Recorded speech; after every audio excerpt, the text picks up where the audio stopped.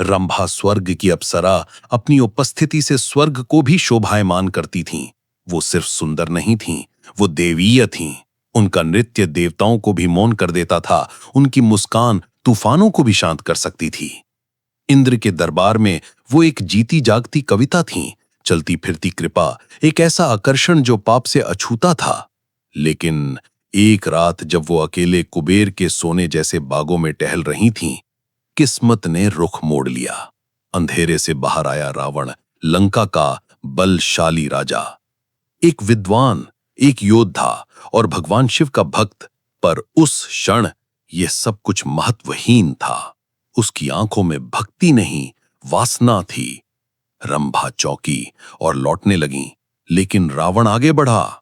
रंभा ने कांपती आवाज में विनती की, महाराज, मैं नल कुंवर से विवाहित हूं, जो आपके भतीजे हैं।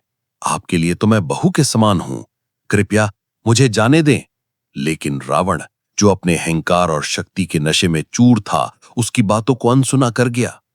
जो राजा तीनों लोकों पर राज करता था, वो अपनी वासना पर काबू न रख सका और एक काले पल में उसने ऐसा पाप कर डाला जिसे स्वर्ग भी माफ नहीं कर सकता।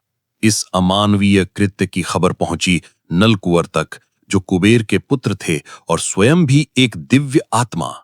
लेकिन उन्होंने तलवार नहीं उठाई, बल्कि उन्होंने एक शाप दिया।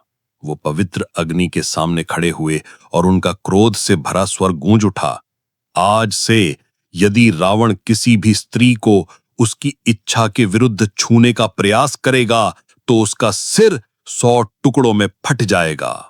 शाप पूरा हो चुका था। रावण, वह दशानन जिसने देवों और दानवों को हराया था, अब एक शाप के भय से बंधा हुआ था और यही डर उसका पीछा करता रहा, सीधा अशोक वाटिका तक।